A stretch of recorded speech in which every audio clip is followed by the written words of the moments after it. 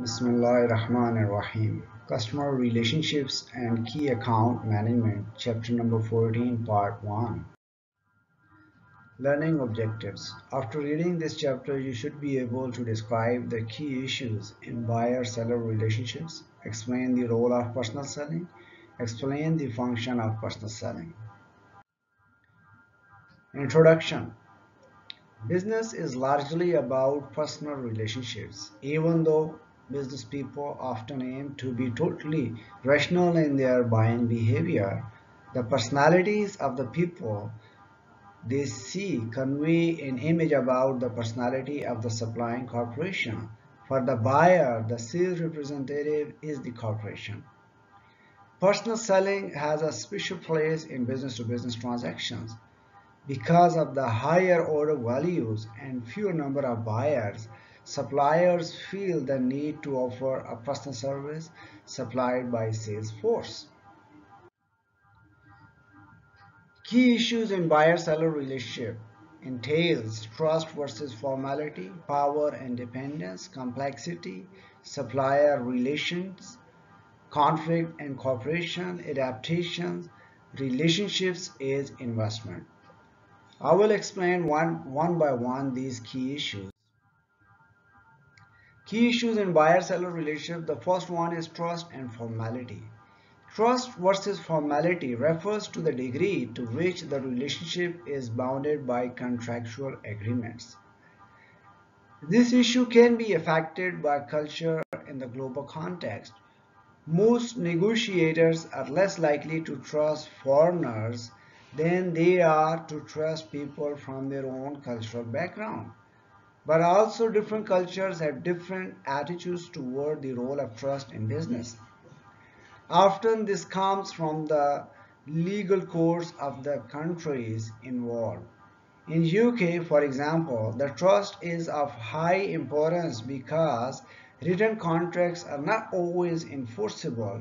Parties to the contract can claim that they were induced to sign by verbal reassurances which subsequently did not materialize. Key issues in buyer-seller relationship. We are discussing trust and formality. This means that a written contract is not the whole story and may prove to be unenforceable. In Japan, written contracts are enforceable but only after expensive and prolonged litigation, which means that written contracts are not regarded as highly as good relationships of trust. In Germany and United States, the written contract forms the basis of the agreement, so business relationships tend to be more formal. Key issues in buyer-seller relationships. The second factor is power and dependence. Power and dependence refers to the degree to which either party can make life difficult for the other party. If one firm is heavily dependent on the other, the second firm can dictate the terms of the relationships. The next key issue in buyer-seller relationship is complexity. The complexity of relationship is likely to be a function of the closeness of the relationship. The more points of interaction which exist between the buyer and the seller, the more complex the relationship becomes. But at the same time, the relationship also becomes closer. Key issues in buyer-seller relationship. The next key issue is supplier relations. Supplier relations concern the coordination of suppliers with each other and the relationship which may develop therefrom. Conflict and cooperation is another key issue in buyer-seller relationships. Conflict and cooperation are the opposite ends of a spectrum. Conflict is inevitable when companies with different aims, backgrounds, and agendas attempt to work together. If the conflict is resolved in a reasonable manner, cooperation is the result. Adaptation is another issue in buyer-seller relationship. A long-term result of conflict resolution is adaptations. As the relationships develop, the parties will need to adapt their business practices in order to cooperate better. Relationships is investment is another issue in buyer-seller relationship. A relationship might be considered a long-term investment. Each party will need to expend efforts which is not immediately rewarded in order to enjoy long-term benefits. Episodes in customer relationships. Within this complex relationship, there will be distinct interactions between the parties. These are called episodes.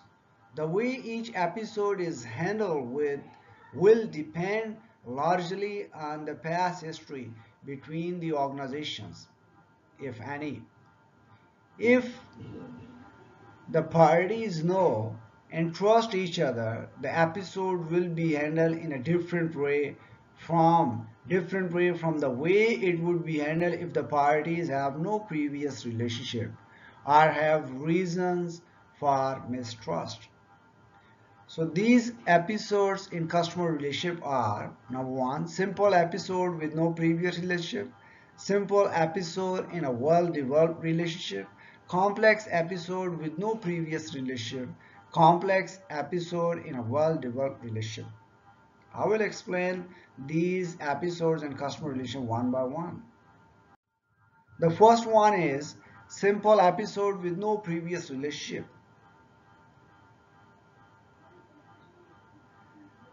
These episodes would involve simple purchases, often in small quantities, or regular purchases of basic raw materials, which are of a fairly standard nature. For example, sales representative buying petrol. Simple episode in a well-developed relationship. Here the relationship facilitates the process. For example, a firm's relationship with its bankers may mean that borrowing money becomes much simpler because the firm already has a track record. Complex episode with no previous relationship. This type of transaction involves the most negotiation because complexity generates uncertainty, and this is intensified by the unknown qualities of the other party to the transaction. Often these purchases are one-offs. For example, a power generating company may only buy one hydroelectric dam in its entire existence. So there is no opportunity to build a long-term relationship with the civil engineers who build the dam. Complex episode in a well-developed relationship. Complex episodes in well-developed relationships mean that many people from both organizations will need to interrelate, is the case of the insurance company and the IT supplier mentioned earlier. Again, the previous relationship will inform progress of events and the nature of interaction. Trade-offs, conflict and collaboration. Trade-off between conflict and collaboration. When there is a high degree of collaboration, high degree, and there is a high degree of conflict, it means well-developed relationship probably highly productive and highly creative in solving mutual problems. But when there is a high degree of collaboration and there is a low degree of conflict, which means pleasant, easy relationship with no exciting synergies, low risk, low return environment. When there is a low degree of collaboration and there is a high degree of conflict, there will be poor environment for achieving anything, a relationship which is probably short-lived. But when there is a low degree of collaboration and low degree of conflict, it can have a highly a relationship at all, not productive in any sense. This relationship is also unlikely to last. The role of personal selling. Personal selling is probably the largest single budget item in most business to business market. Salespeople earn high salaries and need expensive backup, company cars, administration assistants, expensive computers, and other sales material, allowing allowing for traveling time, preparation time, and so forth. Salespeople spend only a fraction of their time actually making sales presentation. This therefore begs the question, why have we not been able to find a cheaper way to get business? The sales people exist to carry out these functions. Number one, identify suitable possible customers, identify problem those customers might have, establish a dialogue with a potential customer, refine the view of the problem to take account of the dialogue, identify situations which are within the supplying firm's capability, explain the solution, represent the customer's view to the supplying company, ensure supply, solve after sale problems. So the roles these are the roles of the person selling people. The function of selling.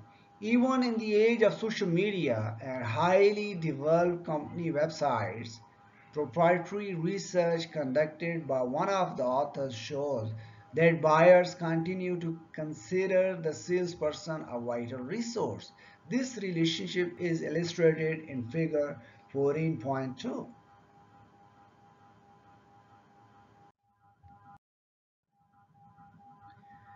Day-to-day activities of salespeople. In the context of relationship marketing, the day-to-day activities of salespeople will include activities such as customer retention and deletion. Salespeople not only need to keep the customers the firm wants, they also need to identify which customers are more trouble than they are worth. Database and knowledge management. Salespeople are in a prime position to gain information about customers and will do so if they are supervised effectively and supported by senior management. Day-to-day activities of salespeople, nurturing the relationship. Salespeople are in the front line for looking after customers and ensuring that they remain loyal. Marketing the products. Salespeople usually see this as their main function, but in fact, it derives from effective completion of all other functions. Day-to-day activities of salespeople. Problem solving. Good salespeople solve customers' problems even if this does not result in an immediate sale. Adding value and satisfying needs. Good salespeople add value by giving good advice, providing useful context, and even explaining how the products can be used more effectively. Customer relationship maintenance. Good salespeople should represent the customer's interest back to the firm. Thank you. That's all for today for part 1.